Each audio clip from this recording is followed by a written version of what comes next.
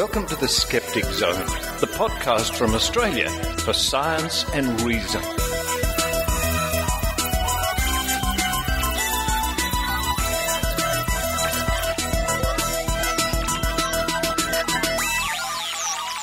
Yes, it's the Skeptic Zone, episode number 198 for the 4th of August 2012.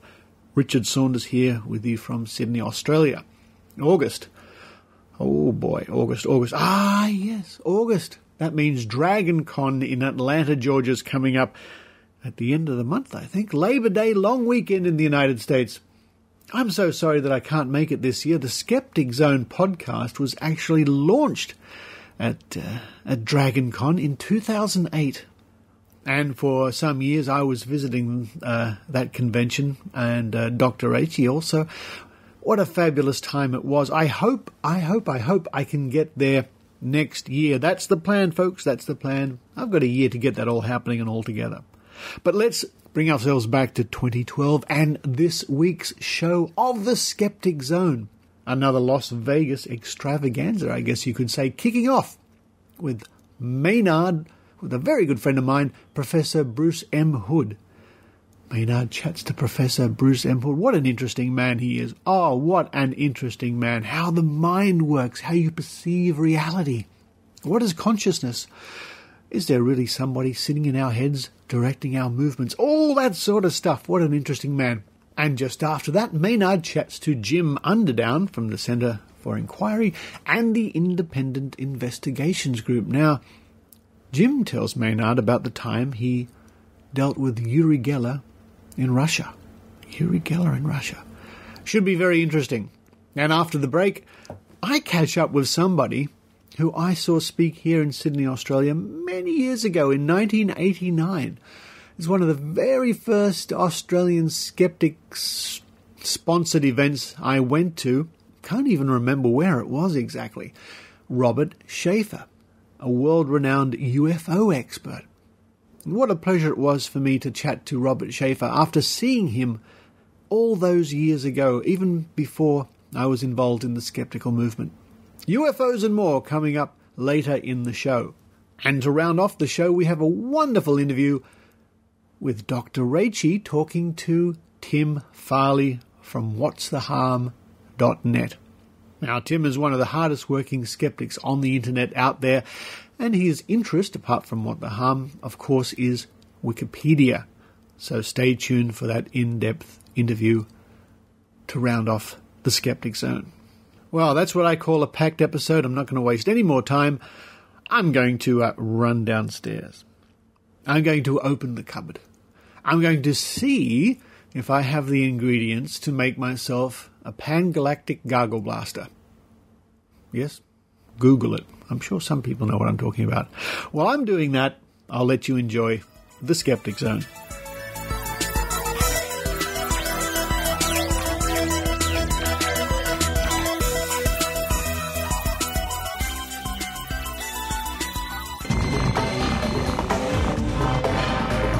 Here's Maynard's spooky action at a distance.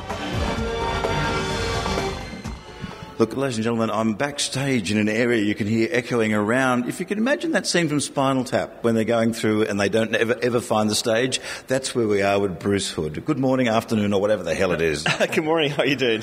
Look, now, we're both very heavily jet-lagged. You can see, look, I'm bleeding to death through my eyes. Can you see that? Well, I think calling it jet lag is probably a misnomer. I mean, I'm heavily hungover as well, but that goes with the territory, I suppose. Oh, look, and there's George Trump. Hi, George, how you going? I've never seen him in a different suit. He's always got a great selection of suits. It's painted on. And do you think he is the skeptical Bob Hope? I'm not sure. He's amazing. He's done a remarkable job. He's been introducing everybody, writing a bespoke song for them. You know, it's been a lot of fun. I actually recorded mine before I went on yesterday. I was actually more keen to hear what George had to say. He's a fantastic guy. Do you think it's difficult to bring together skepticality and humour because proper scientists will think you're taking the piss, and people who would like some comedy think you're being too serious? No, it's not necessarily. I think that there's a degree of intelligence and fun, and people who have got a more open view of the world tend to be people who actually enjoy a bit of a laugh anyway. So I've always found that when I was speaking to skeptics that humour goes hand in hand. I was watching your talk yesterday, and a few things surprised me. We'll get to the bomb detector later, but you were saying that if you see a pattern and your brain is fooled by that pattern, it's as if that pattern really does exist, even if it is an illusion. Is that correct? Is that what I... Yeah, that's it, more or less what I was saying. I mean, the thing is that, where is that experiencing happening? It's clearly happening in your brain. And actually, there is some physiology to show that, for example, very simple visual illusions, you can go in with kind of electrodes and find nerve circuits which are actually active when you're perceiving an illusory thing. So as far as the brain's concerned, there is an event going on, and so it perceives that. And, to all intents and purposes, what's the difference between an illusory event and a real event if it's all generating the same activity? Does this go along with the whole brain in the jar theory? Like if my brain's in a jar somewhere and I imagine I'm interviewing you now, that doesn't change the reality because I'm still deciding to interview you even if my brain's in a jar somewhere? Yeah. See, that's basically what I got off watching a Discovery Channel show. Now, have I got the wrong end of the popular culture stick there and I've beat her around the bush and set fire to her with it? Well, no, you're absolutely spot on. I mean, there is no consensus about the relationship between mind and brain, and there are various theories about how this could happen. I mean, look, the basic issue is we don't have a very good idea about how a material thing like the brain can create something non-material like consciousness. And have we a way of testing that? No, not really in the slightest. I mean, all you can ever do is test output in terms of behavior or electrophysiology. Now, electrophysiology is never going to give you consciousness, is it? It's never going to tell you what someone's thinking. All you've got is just this sort of measurable kind of physical event. And behavior, of course, is equally you can't know what someone's actually thinking when they're doing that. So the problem with consciousness and subjectivity is always going to elude a real good scientific investigation, as far as I believe. So, the questions of the brain in the jar, duplicating brains, transporting brains, these are all thought experiments which induce different kind of ideas about, what would happen if you really could actually, duplicate something down to the material issue.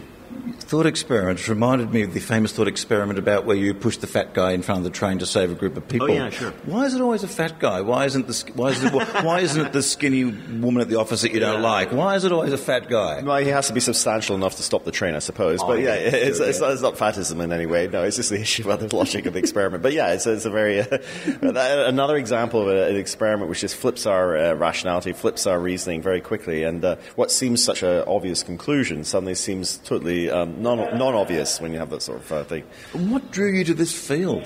Why did you want to find out, what we perceive to be reality and make assumptions which can never be proven? That's quite a stick to beat yourself with. Yeah, I think the thing for me is that, what we really enjoy is the peculiarities of consciousness. I've always been really... That was somebody going by the way, not me speaking. I think he said, I'm going to have a bong. These guys in Vegas. What happens in Vegas stays in Vegas. No, I think that your question, it really... I've always been really interested in the macabre, the supernatural, the strange, the peculiarities of human thinking. Have you yourself ever had a paranormal experience that led you to want to do this, or that was just something you were interested in? No, never, of course. I mean, I've had experiences which I interpreted at the time that it could have been paranormal, but no, I don't believe categorically that there's any paranormal event or supernatural events, no. Mm-hmm. Is there an area of the paranormal that does fascinate you as far as study goes? Is it lights in the sky? Is it the weird feeling in a room? Or is it the way people react with each other? No, as I say, I don't really think there is any legitimate phenomenon which is scientifically credible. But I am fascinated with the way that people think in a paranormal way, and I want to know why that's the case. So, when they've got all the evidence, why do they kind of disregard that and then entertain these bizarre notions? So, to me, the really interesting question is not if it exists. I mean, clearly, I don't think that it does exist. It's actually trying to understand why people believe these sorts of things, and I think that's a much more deeper, interesting question about the nature of the mind. Look, I have mentioned you'll go visit the shaman in South America, and everyone will take a similar type hallucinogenic drug, but they'll have exactly the same experience. Now, the pharmacology explains that a little bit, but to have exactly the same experience to me seems quite odd.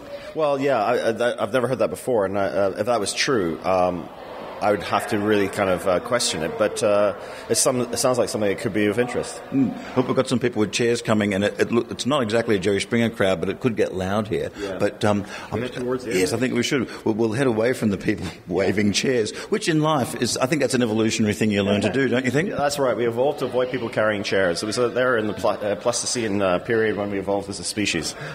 At TAM Australia, it was the first time I heard about the bomb detectors that were basically water dowsing rods. That's right, yeah. And I thought, well, that was the last I'll ever hear of that because that's so silly they'll never go ahead. And next thing I know, it's going to England and there's $85 million being spent on it. Give us a bit of a background on this because I thought it was so ridiculous it would never have gone ahead. Yeah, you would think so. You'd imagine that something which was so obviously a complete fraud would just die a death. But no, what happened was that these individuals were, after an investigation by James Randi and exposing of their activities, they were kicked out of the US, and then an offshoot of various members who'd worked for the original company set up in England.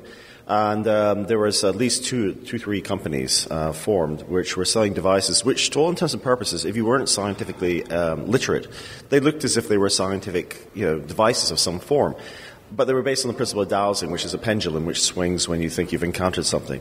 And so what we discovered is that they had been actively selling these to the Iraqi security forces to use these to basically screen for bombs and suicide bomber cars. So they had them used at checkpoints.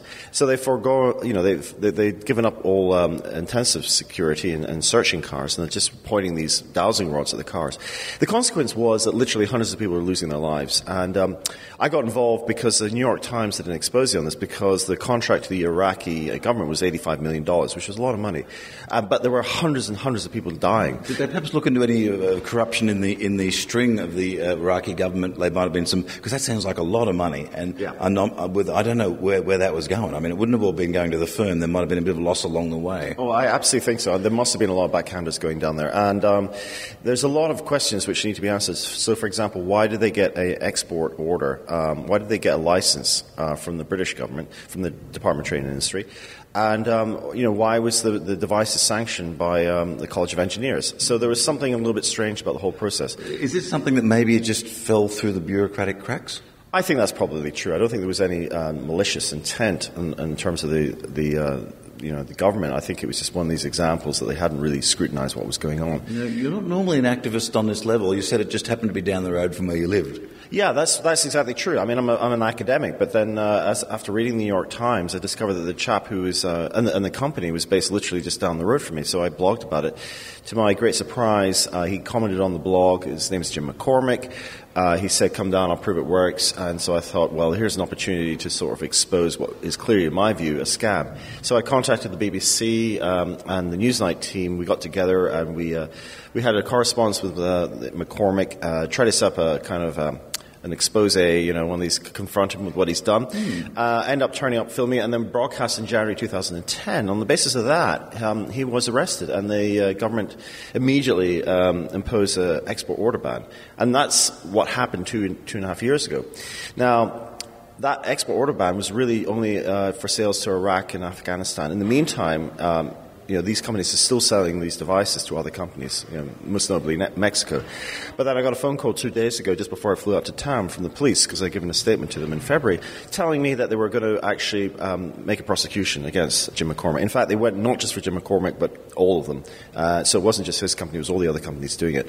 And it all looks like it's going to, I think that people are definitely going to end up in prison over this. And how does it feel, as someone who's been an academic, to suddenly put your head on the block, be the face of something that's been the pointy end of the stick for a change?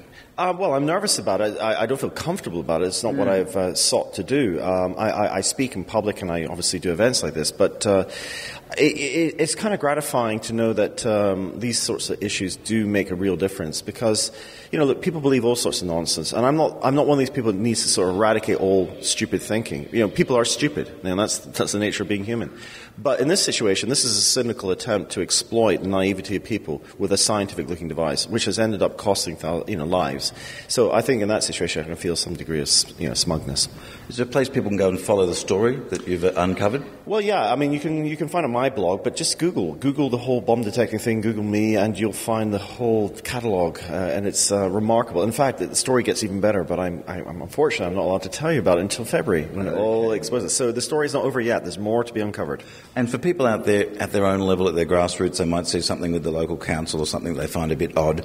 What's your advice to them to get involved and maybe try and change things a little bit for what you think is the better? Yeah, I've been asked this question last night as well, and someone again wanted to know what can they do to make a difference.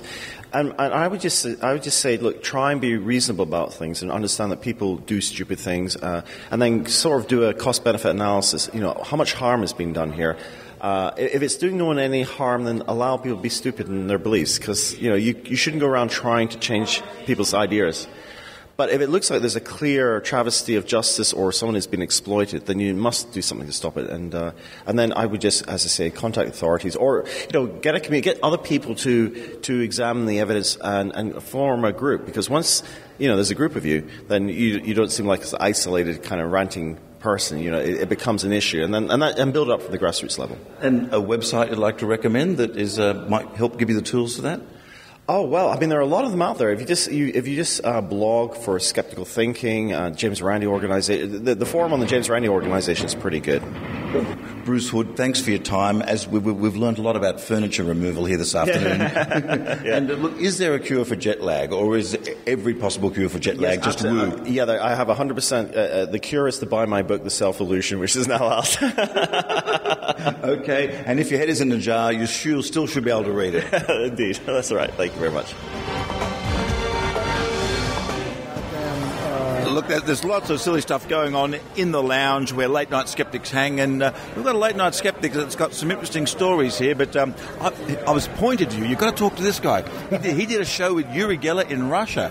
Who are you, and what the hell are you doing in the former Soviet Union with Uri Geller?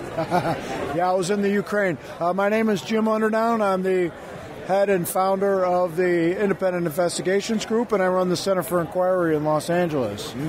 Look, and you're doing a lot of work there. How does that get you working with Uri Geller?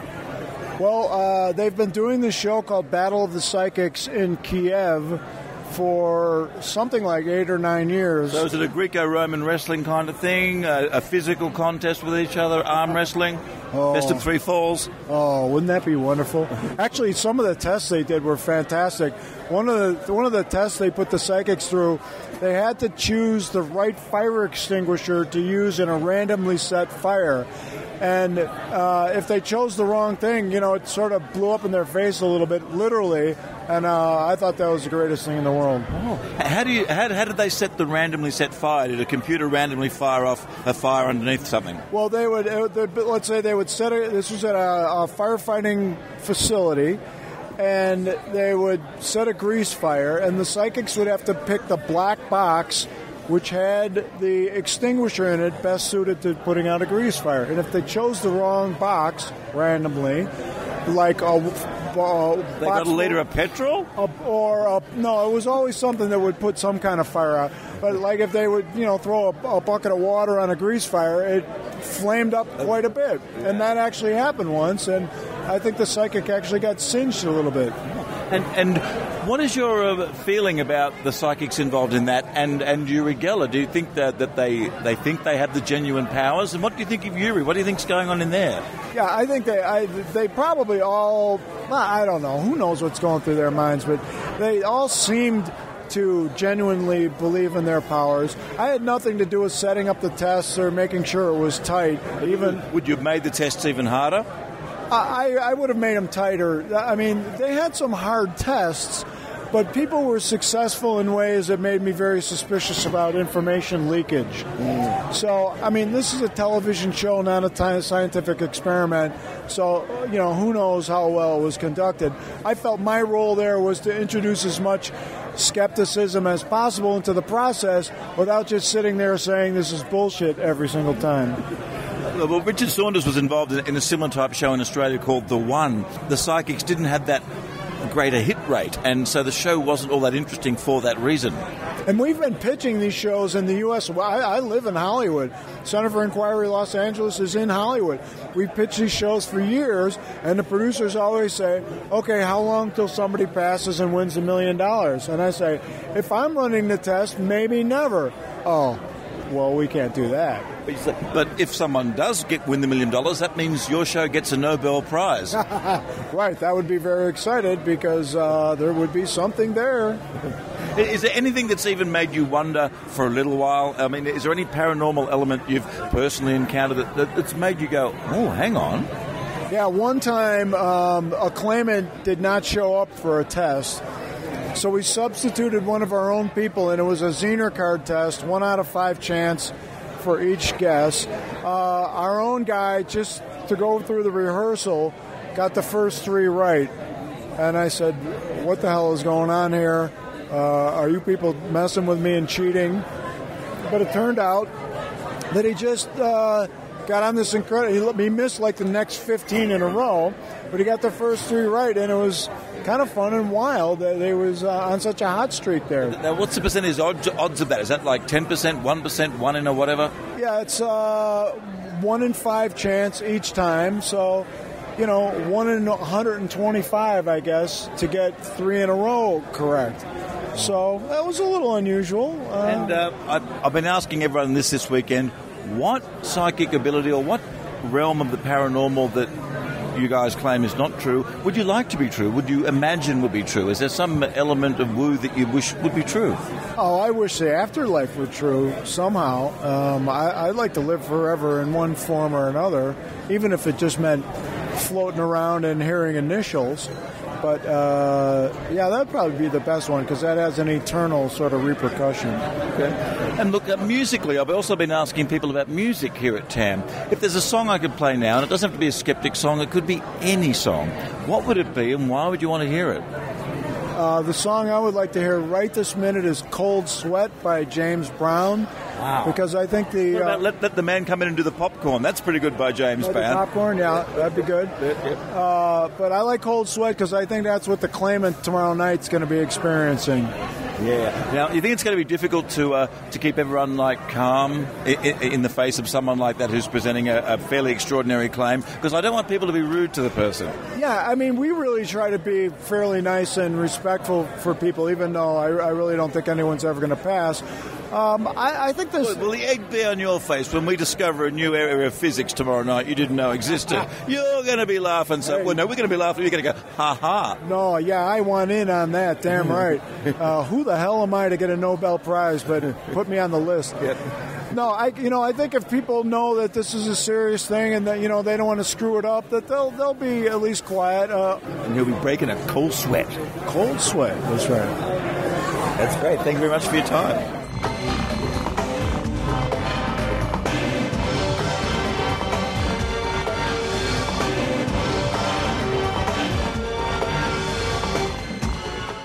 Hi, I'm a skeptic. And I'm Nessie, the wee beastie who lives in the loch. I want to talk about Monster Talk, the podcast that skeptically examines monster stories. Oh, listen to your fancy talk. Weren't you just watching the woo-woo monster shows on the telly last night? Huh? Oh, yeah. But I watched those because they helped me hone my skeptical... Don't be telling me your perky pies, lad. Look, why don't you go back in that water over there and let me talk to people about Monster Talk? Ooh, does it have pictures? No, it doesn't have pictures. It's a podcast. Oh, I like pictures myself. That's proper television. Look, if you like pictures so much, then how come all the photos of you are so blurry? I don't know what you're talking about. I never had my picture taken. Well, that's probably true. I don't want to be on your show. I want to be on Britain's Got Talent like Susan Boyle. I want to sing a proper Scottish song. Anyway, please check out Monster Talk from your preferred podcast aggregator or from monstertalk.org. I'm gonna be rich.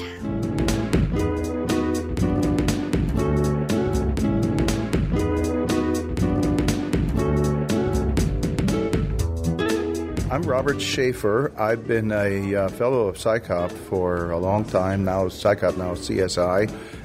I've been writing the Skeptical in the Skeptical Inquirer, the Psychic Vibrations column, for a long time, and it's now out, or some of it's out in book form, some of the older columns, and I also have a blog called Bad UFOs, and I try to keep up to date on the various crazy UFO claims.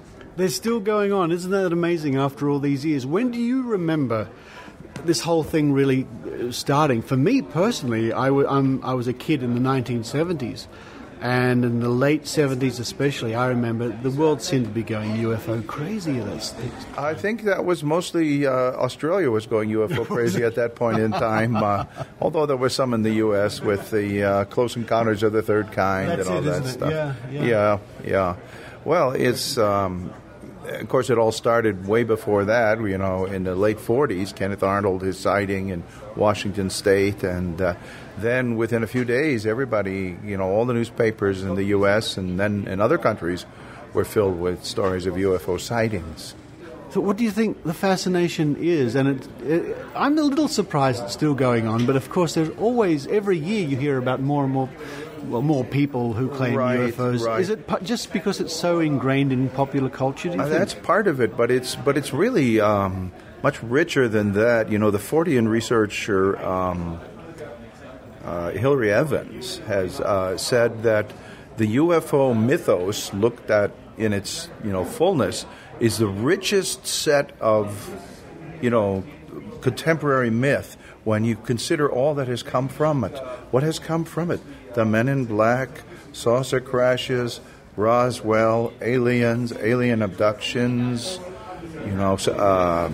alien hybrids. It just goes on and on from there. It's not just something little narrow like Bigfoot, like, you go out in the forest and maybe you see Bigfoot and maybe you don't. UFOs have evolved into this enormous richness as a social phenomenon. Well, it's interesting you should say the word evolved there, because I also can't help that notice that the craft themselves have evolved over the years, what people report. And I wonder, and you might have an opinion about this, is because our technology is advancing and evolving, and surely before too long we'll have technology and craft that make the original UFOs look positively antiquated. Well, I don't think that's the case, because UFOs, as reported, routinely violate the laws of motion. Right. Yes. They have, massless acceleration. If you want to accelerate from a certain point and you want to go off to the left, well, something has to go out to the right to push you to the left. I mean, unless something else grabs you and picks you up, or you have propellers or something. But UFOs aren't supposed to be like that. They just kind of zip around and make right-angle turns. All of this completely in violation of the laws of motion. So I'm quite sure that our technology is not going to go anywhere near that until we figure out how to build a square circle or or a perpetual motion machine. Because that's what you would need. You would. And you make a very good point. Of course, our technology is increasing at quite a click, and we've got more advanced aircraft. Yeah, but we're still limited by laws of motion, F equals ma, and so on. Even if you use relativistic mechanics, you're still limited by the laws of motion and mechanics. Of course, the great out of that is for the believer to say, these creatures have obviously invented that. Well, I know. It's crazy as it sounds, but I know. Well, we remember what was the talk we heard yesterday saying about how they limited the expectation of what any new particles could be according to the standard model of quantum mechanics, and is basically these things that they're hypothesizing. It's just not realistic. So, in your situation, do you get many people writing into you, emails or contacting you, with heartfelt stories of encounters? Sometimes, not so much specifically to me, but the organizations that collect these reports, like MUFON and some of the others, they get a fair number of them. And for many people, and even sophisticated people, you'd be surprised, they seem to operate on the conclusion that, I can tell who is sincere and who is not. I can tell who is credible and who is not. Now, if they can do this, then they're better than any psychologist in the world. Because I think just about every psychologist admits you cannot tell sincerity just by what somebody says. And even if they are sincere, that doesn't mean that they're correct. It's so easy to be so convinced of an error. Yeah. And when you are in error but you're convinced it's reality, then you have all the sincerity in the world, right? That's right. And then they go out and find a support group for either UFO sighters or UFO abductees, and they each tell each other their stories, and they don't even notice all the points, of disagreement. Like one might say, the aliens have, big heads, and the other one says they have small heads. They're each supporting the other. Yeah, it must. Yes, I think I've heard about this. Aren't there meetings, group sessions, or what do they call them? Groups with people, they get together to share their experience of, certainly. let's say, being abducted, for example. Yeah. Oh, certainly. And there are even larger ones just for all UFO things. For example, in Phoenix area, each year now they have the International UFO Congress. I was there this year, and it's sort of like the anti-TAM, We're here, we're skeptical of things that cannot be proven, and they're you tell me a story and I'll love it. That's their... And in fact, there was even a place there, some guy set up a little business called Alien and Scalpel Research.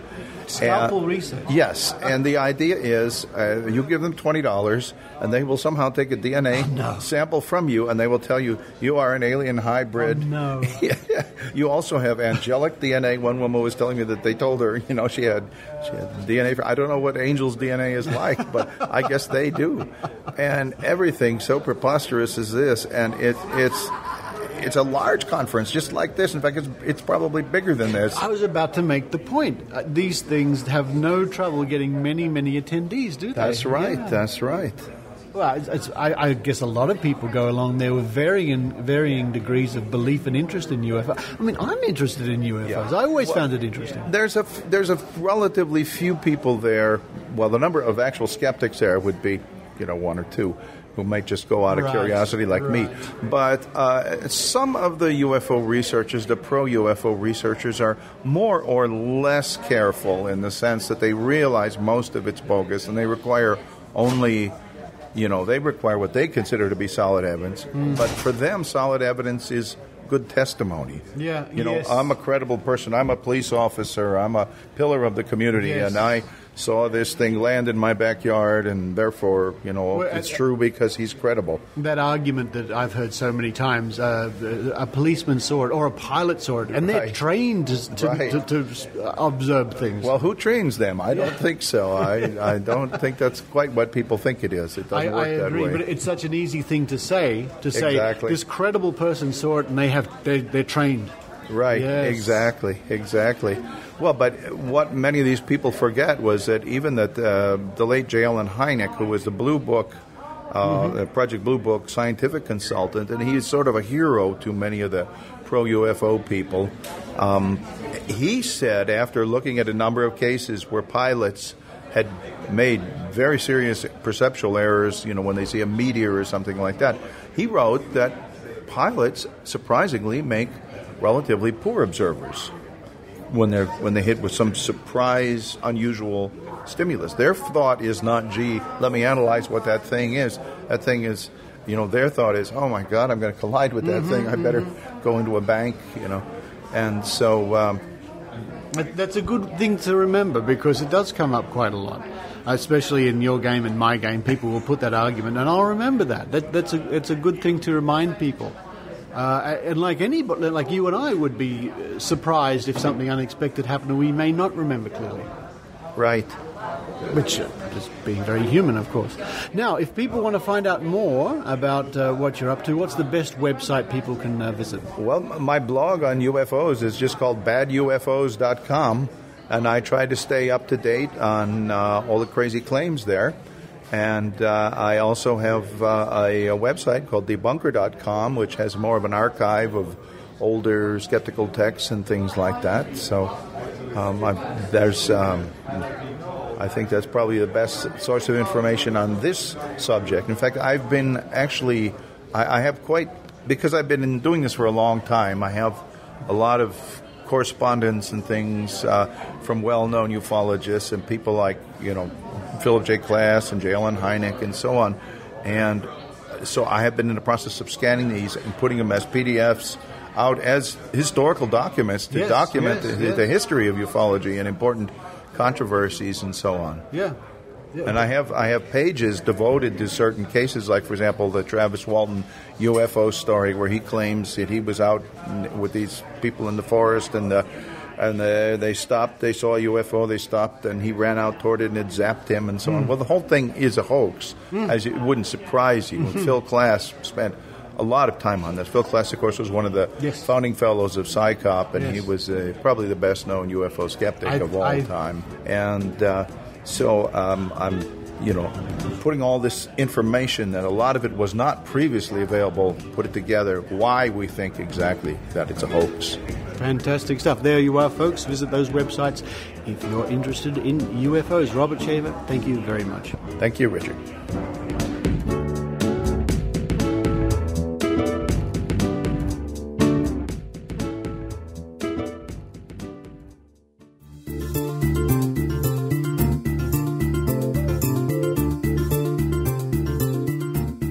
The Australian Skeptics Annual Convention for 2012 will be held in Melbourne from Friday the 30th of November to Sunday the 2nd of December. Speakers this year include James the Amazing Randi, DJ Grophy, President of the James Randi Educational Foundation, Brian Thompson, Outreach Coordinator from the JREF, Rebecca Watson, Lawrence Loong, Dr Rachie Dunlop, Lynn Kelly, Dr. Chrissy Wilson, Dr. Ken Harvey, Choice Magazine Consumer of the Year Award winner, Adam van Langenberg, Richard Saunders, and many more. For more information and to book your tickets, which are selling out fast, visit www.vicskeptics.wordpress.com. Yes, folks, don't forget, this is your chance to meet James the Amazing Randi and lots of other amazing people in person.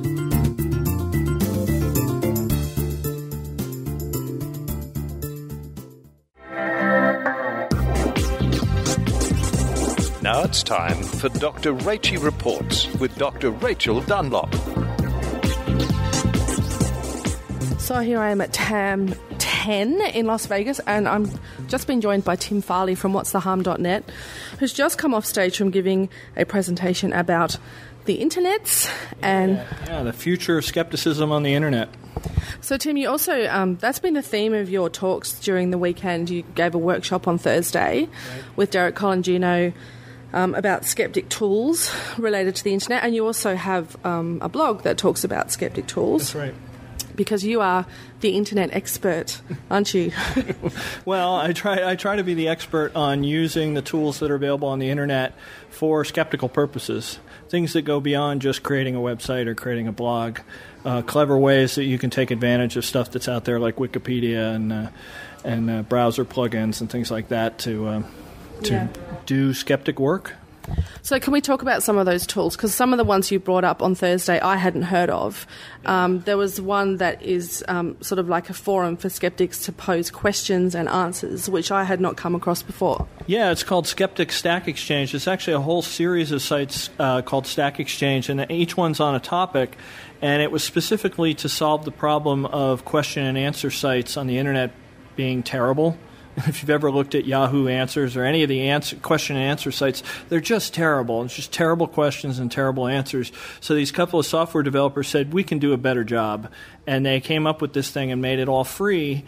And eventually they were looking for other topics, and Richard Stelling in the UK went to them and said, hey, why don't we do a skeptic topic? And they said yes. And so there's this whole skeptic section. And the neat thing about the site is that it's specifically designed to show up well in Google.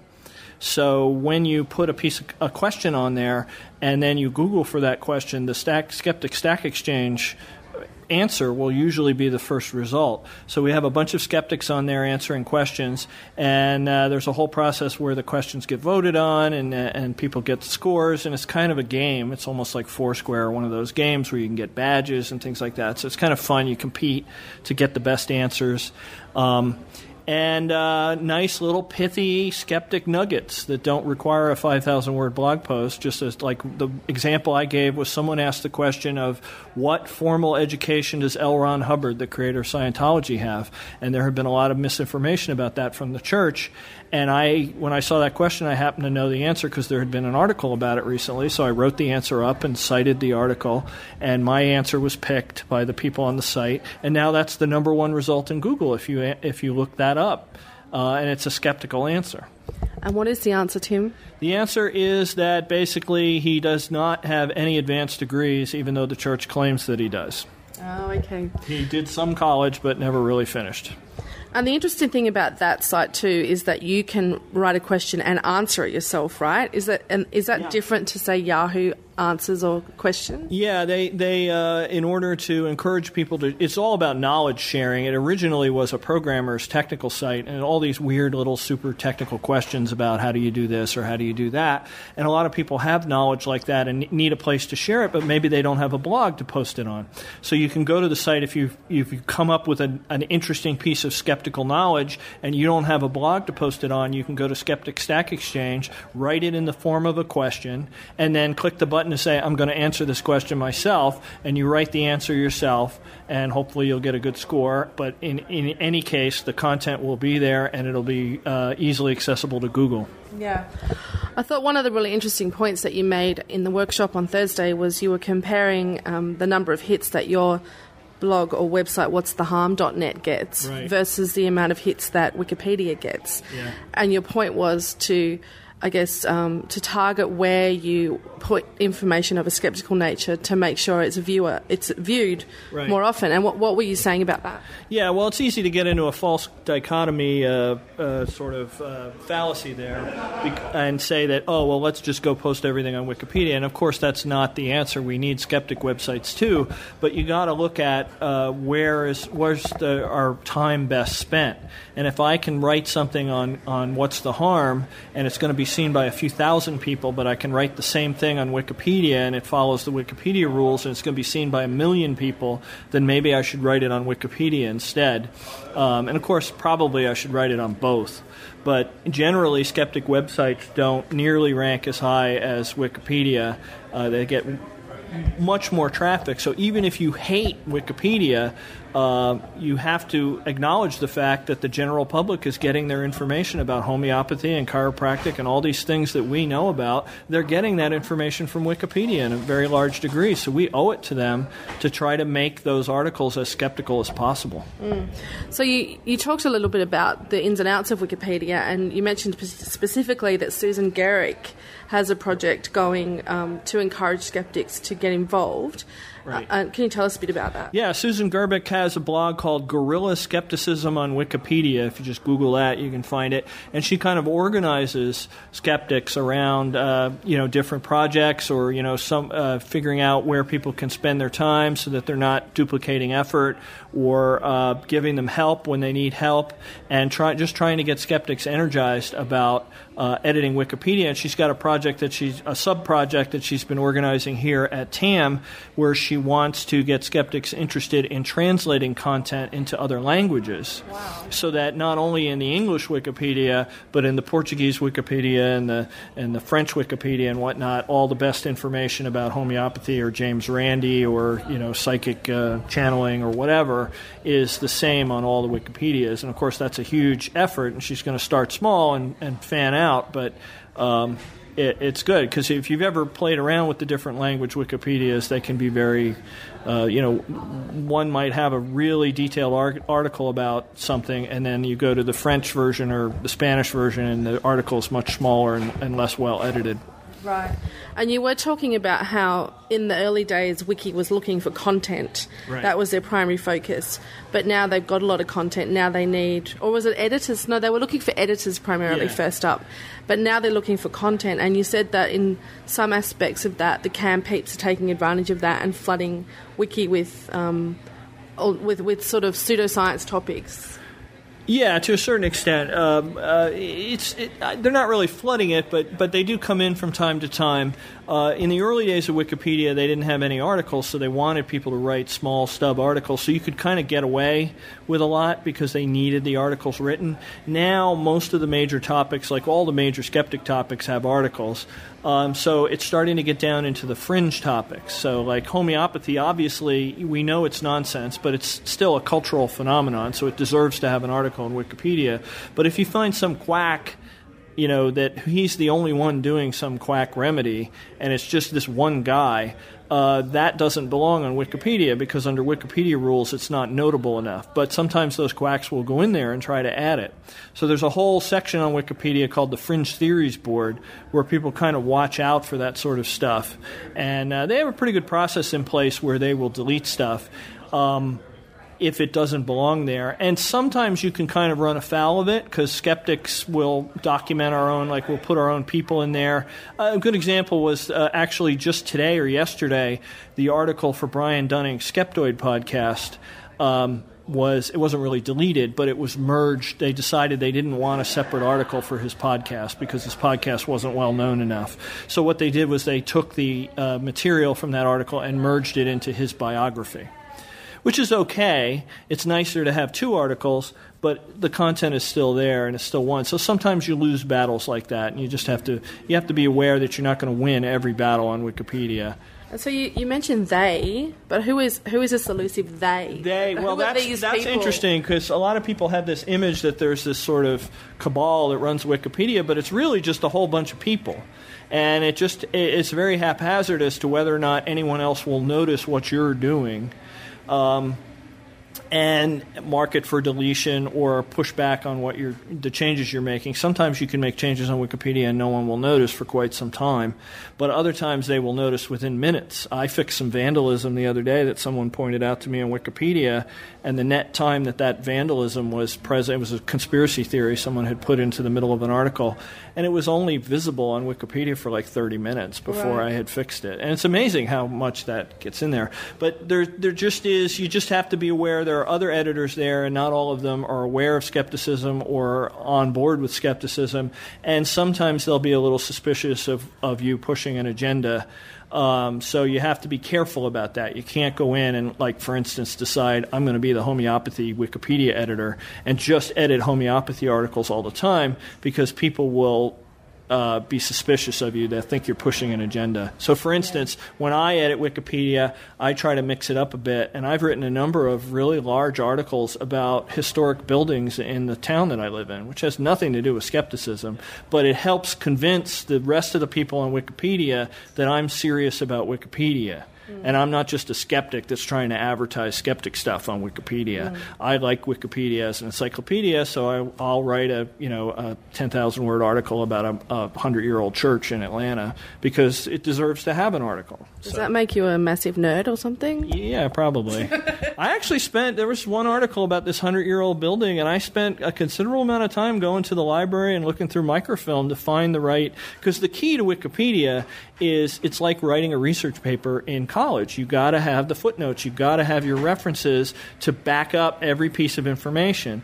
And if you do your homework and get good references and footnote every fact that you put in the article, you can put a lot of material on there, and people will not argue with you. They'll look at it and they'll say, well, he's got his references in place, and this article is legitimate, and okay, well, they'll let it stand. So I want to touch on slacktivism, Tim, because you mentioned that in your workshop, and I didn't see your talk today, but I no doubt you probably mentioned that again. What is slacktivism? Slacktivism is a term, and it was originally meant as a positive term, but it's come to be a pejorative term about how folks, younger folks, typically the millennial generation, will do simple things online thinking that they're making a difference and not actually do anything substantive. So, for instance, they'll click like on a charity, but they won't give any money to that charity. Or they'll change their avatar on Twitter, but they won't actually call their congressman about the law. What, you mean Twibbins don't do anything? Yeah.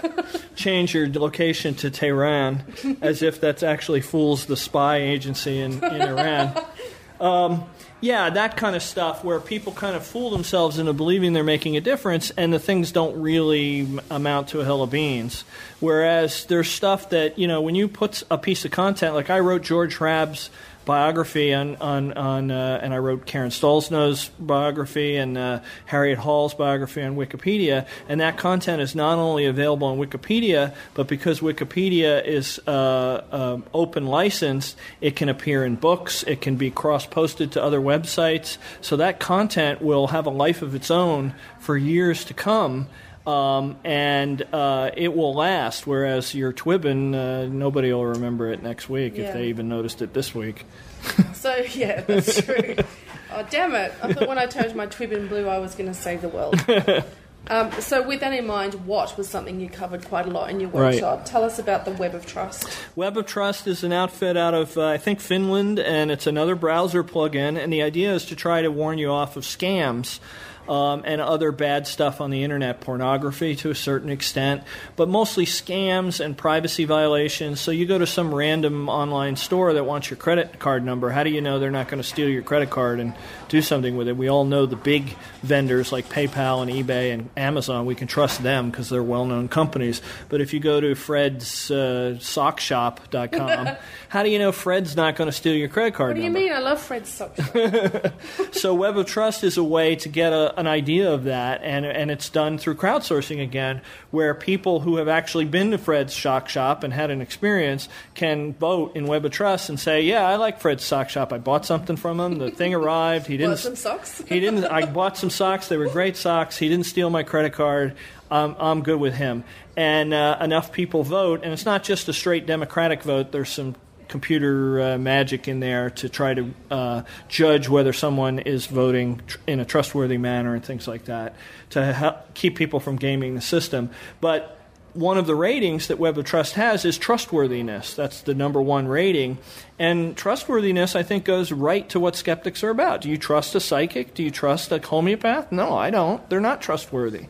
So I think it's perfectly reasonable for skeptics to go and say, this is not a trustworthy person. Now, the other stuff, there's other ratings in Web of Trust, like privacy. It's not really right for a skeptic to say this site has a privacy violation unless you know something about that. But the trustworthiness, I think, goes directly to it. So let's all vote the quacks and the psychics down on trustworthiness. And the neat part is that if you have Web of Trust installed and you actually try to go to one of these sites, this giant warning comes up on your screen and says, warning, this site is not considered trustworthy. And they can see details about that, and they can click a button and go to the site anyway. But at least you get that warning, and 30 million people have that thing installed. And Facebook is now teamed with Facebook started doing it on their external links. So when people link to sites, because so many of these scams and things have been pushed through Facebook, Facebook has started putting it on external links. So you don't get the full screen warning, but you get a little bit of a warning. And that's 900 million people that have accounts on Facebook. So that's a huge outreach. I mean, there's no skeptic blog that comes anywhere close to that. But one of the things that you emphasised, and I think I want you to emphasise this again for the listeners, I think it's a really important point, is that don't be dishonest with that system. Yeah. And you mentioned there are 4 things you can vote on: trustworthiness, privacy, child safety, and what was the other one? The other one is, I think, reliability. Basically, did they deliver the goods? Did they ship them on time? Did they overcharge you? That kind of business sort of things. And I think the only 2 that really apply to skepticism are the trustworthiness, clearly, and then maybe I often vote in the child safety for anti-vax sites because I think that's pretty obvious. And maybe chiropractors who adjust kids' necks or something as well. Yeah. So I vote in those 2 ratings. And the other thing is the same thing I said about Wikipedia, where don't just vote negatively in Web of Trust. Find some sites that you like. Find some sites that have nothing to do with skepticism and give them a green vote. And that will help the system understand that you're not just an angry person on the internet going and voting down all the sites that you hate, that you're a real internet user and you like this site and you hate that site, and it will see that whether your votes tend to agree or disagree with other users on the internet, and the system will tend to trust you. And you can make a huge effect. When Stanislaw Brzezinski became a big deal last fall, we put out the links to the Web of Trust pages for all 4 or 5, however many sites he has, and I tweeted it, and then the bad astronomer Phil Plait put it in a blog post, and it was within a day, all his sites were read. And then I actually saw there's a forum on Web of Trust where you can go and talk about the product and complain about bugs. And the webmaster for Brzezinski showed up and said, I think people are trying to engineer our ratings, and it's not fair. We're an honest business. And they didn't do anything about it. But I asked you this question the other day because it puzzles me. Because, this is a crowdsourced tool, which means that anyone can use it, right? So Brzezinski's fans or friends or, they could equally go in and use this tool and vote it back into green. But in this case, in Brzezinski's case, it hasn't happened. Yeah. And in the case of the Australian Vaccination Network, it hasn't happened. And why do you think that is? I'm not sure. I think there's a number of explanations. I have seen some misinformation sites that do have pretty strong green ratings where clearly their readers have gone and voted it up. So I think it just depends on whether or not the site has become aware of it and also how tech-savvy the followers of that site are. And I think a lot of the followers of some of these alt-med people are maybe not that tech-savvy and don't know what a browser plugin is and can't figure out how to create an account. And they just can't get enough people to do the voting. And you can actually see that in Web of Trust. There's an icon next to the rating that has little cartoon people, and if only it's like 1 to 5 people, and depending on how many of them are filled in, that's roughly how many people have actually voted. So that tells you how confident the value is. And if all 5 of the people are filled in dark, then that's probably a pretty strong rating, and you're going to have a hard time moving it. Yeah. But a lot of sites, a lot of these alt-med sites, really not a lot of people go to them, so not a lot of people vote, so it's not hard for skeptics to move the rating pretty quickly. So, Tim, why did you yell at people during your talk just then? Well, I was talking about all this stuff, Web of Trust and whatnot, and how, with just a few minutes' time, you can actually make a difference on the Internet, create some content or fix something on Wikipedia or vote on Web of Trust, and it will actually make a difference in skepticism. But so many people are spending their time online doing things like arguing on page 50 of a forum thread or, pedantically pointing out spelling errors in blog posts and just other sorts of stuff. Not that we shouldn't be arguing, for instance, with the alt-metters online, but just, figure out where the focus actually makes a difference and do it where it makes a difference and then go spend some time on something that actually does make a difference. The big example that I gave was poll bombing. There's a number of atheist bloggers that love to send their readers off to go distort the results in a poll. And it's this colossal waste of time and effort because no one cares what online polls mean. And you guys had that whole thing where somebody bombed the poll and then it got into the news and there was accusations and whatnot. And then there was a story about how the poll was bombed with a poll at the bottom of the story. And that poll got bombed as well. Yeah, and it's just... it's just to point out how ridiculous it is, It's ridiculous, and, a year later, none of these polls are visible anymore. Everyone's forgotten what the result was. But a year later, the stuff that you put into Wikipedia is still there, right? And that rating that you put on Web of Trust is still blocking Brzezinski's site. So I think we should be spending the time... you could look at the Web of Trust voting as a poll bomb, and I guess maybe it is, but it's a poll bomb that actually makes a difference. Yeah. And isn't going to be forgotten. Because really and truly, these newspaper sites that put these polls up, they don't care what the result is. No. It's just this checkbox item that says, oh, you've got to have polls because it's interactivity, because people will vote in the poll and then they'll come back the next day to find out what the result is. And and they're so desperate to get you to come back the next day so they can show you another ad. And it's a desperate industry that's just trying to cling on to their readers.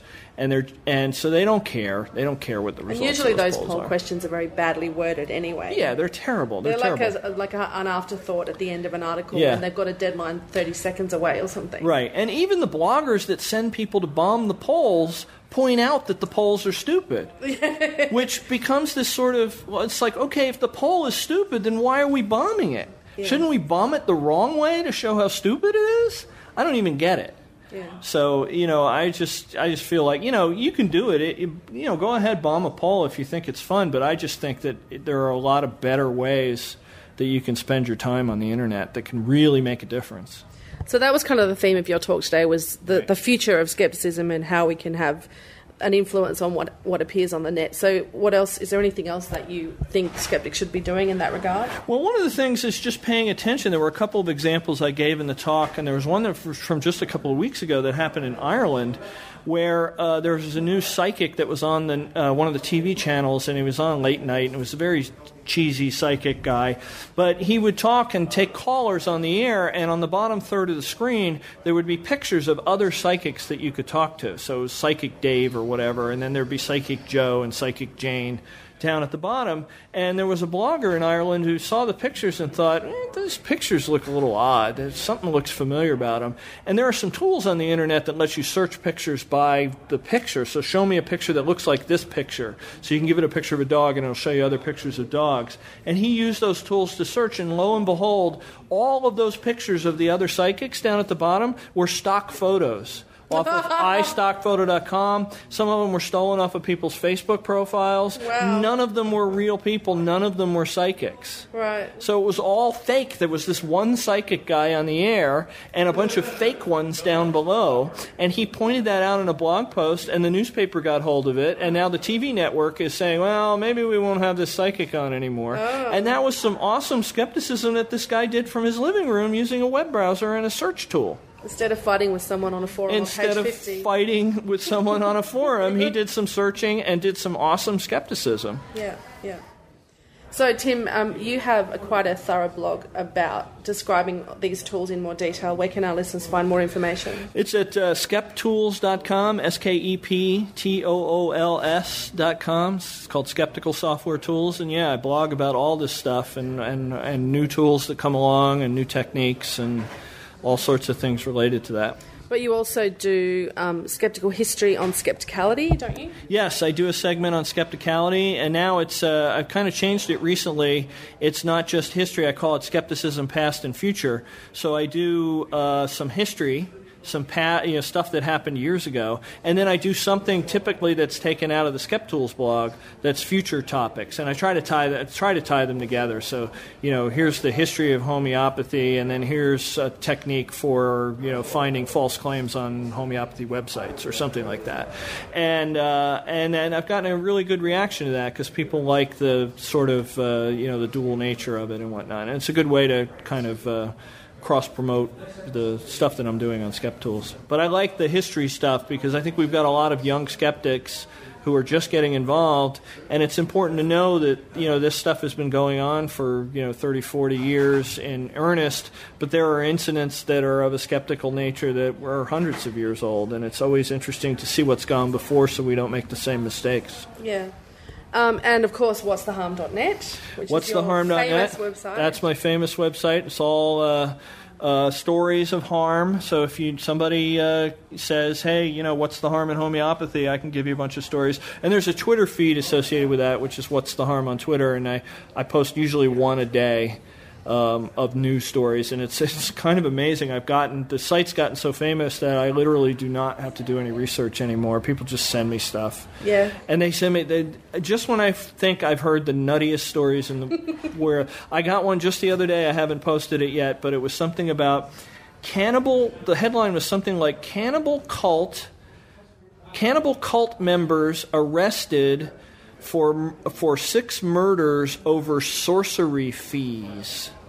So basically the local witches were shaking down the local cannibals over fees, like a protection racket, or maybe they wanted for spells, and the cannibals didn't like that the fees were going up, so they killed the witches and ate them. What category does that come under? I don't know what category I'm going to put that in. Sorcery witches. Yeah. What's the harm in raising your fees, I think? But it was so nutty. It was like somebody made this up. This can't be a real story. Sorry, I'm laughing too loud at your story. And just finally, your Twitter handle is? Krelnik, Krelnik. All right, yep. Thank you, Tim, and thanks for joining us here at TAM 10 in Las Vegas. Yeah, thank you. Dr Rachel Dunlop is one of Australia's foremost media commentators in matters concerning so-called alternative medicine. She has appeared on national radio and national television. Dr Rachie is available for interviews, and you can contact her at rachel@skepticzone.tv.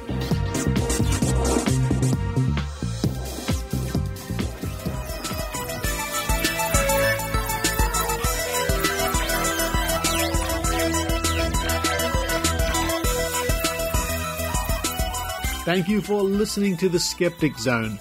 Thank you for those people who chip in every week to listen to The Skeptic Zone. You don't have to, of course. If you like listening to The Skeptic Zone, I'm delighted. That's fantastic. But if you want to chip in less than $1 a week, or there are different ways you can chip in, check out www.skepticzone.tv. The Skeptic Zone team will be very grateful. Don't forget, it's because of people like you that Maynard finally got to go to the amazing meeting, and now we can all enjoy his wonderful, wonderful interviews. Lots more coming up over the following weeks, including Bob Novella, Ben Radford, Pamela Gay, Michael Shermer. The list goes on. Well, I better get cracking on next week's show. And until then, this is Richard Saunders signing off from Sydney, Australia. You've been listening to The Skeptic Zone. Visit our website at www.skepticzone.tv for comments, contacts, and extra video reports.